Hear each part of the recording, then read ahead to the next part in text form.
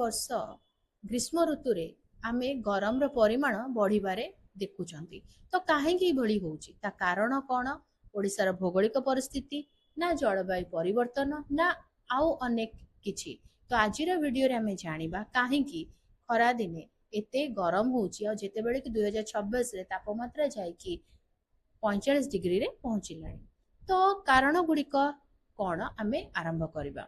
तो ओडिशार जो भौगोलिक परिस्थिति अच्छी से परिस्थिति को लेकिन जदि आमे देखिबा तो कौन हुए ओडिशार जो भौगोलिक अवस्थिति ता भारतर पूर्व उपकूल रे अच्छी, किंतु ताहार पश्चिम पटरे छत्तीसगढ़ आउ मध्य प्रदेश भली मालभूमि रही। ग्रीष्म ऋतु रे अंचल गुड़िक प्रबल गरम होता है। सेठारु कौन हुए उत्तप्त एवं शुष्क पवन आसे ओडिशार पश्चिम जिला गुड़िकरे प्रवेश करी तापमात्रा को से कौन करे ना 45 डिग्री रु अधिक बढ़ाई थाए। ता सहित द्वितीय फैक्टर होउची काल बैशाखी रो अभाव।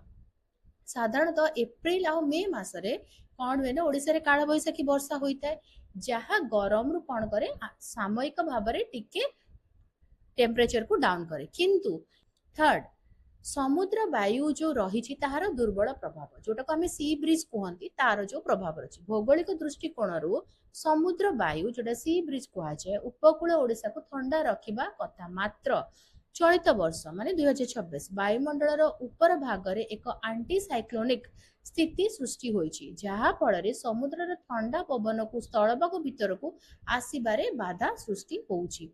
एहा बदल रे स्थल भाग में कौन होउछि ना गरम पवन गुड़िक समुद्र आड़ को गति करुछि। ता सहित गोटे इंपोर्टेंट जिनस है भौगोलिक विभिन्नता जोटा को आम कह कोस्टल वर्सेस इंटेरियर। ओडिशार जो भूभाग रहा दुई प्रकार, गोटे है कौन आभ्यंतरीण ओडिशा आ गोटे है उपकूल ओडिशा। आभ्यंतरीण ओडिशा जो रहा झारसुगुड़ा टिटलागढ़ बलांगीर भली अंचल में पथुरिया पहाड़िया होइथिबारु एठारे कौन होछि ड्राई हिट अधिका होछि जोटा को आम कह शुष्क ताती।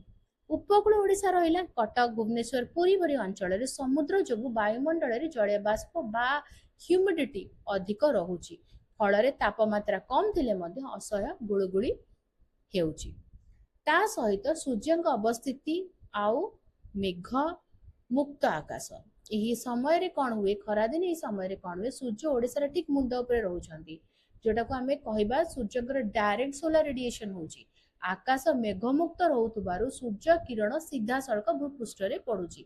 ओडिशा रो लैटेराइट लोहित मृत्तिका जोटा शीघ्र गरम होई ताप विकिरण करुथुबारु राति रे मध्य गरम कमु नाही।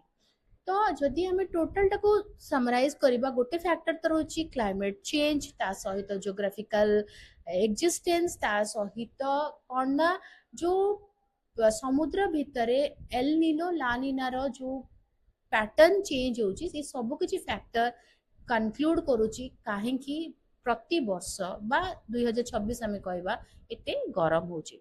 वीडियो केमती लगिला मते कमेंट करके जणेबो। जदि किछि डाउट अछि किछि क्वेश्चंस अछि कमेंट लिखि दबो आंसर करबा। आ जदि भल लगिला बुझी हैला ताले वीडियो टिके लाइक कर दबो, वीडियो को शेयर करो, चैनल को सब्सक्राइब करी बेल आइकन प्रेस कर ऑल नोटिफिकेशन को ऑन रखिता। ताले रहूची देखा बागे वीडियो रे भले रे सुस्थ रे मते अनुमति दियो। Bye bye.